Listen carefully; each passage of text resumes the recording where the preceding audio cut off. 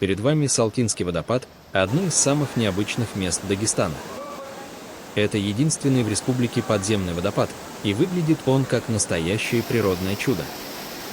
Чтобы добраться в него, нужно пройти по Салкинской теснине, узкому каньону, где скалы почти смыкаются над головой. Из-за формы каньона кажется, будто ты внутри гигантской пещеры. В солнечный день лучи пробиваются сквозь узкие щели и играют на каплях воды. Получаются волшебные блики и радужные переливы, контраст темных скал и сверкающих струй дает невероятно атмосферные кадры. Водопад меняет характер в зависимости от сезона. Весной он мощный и шумный, а в засушливое время более спокойный.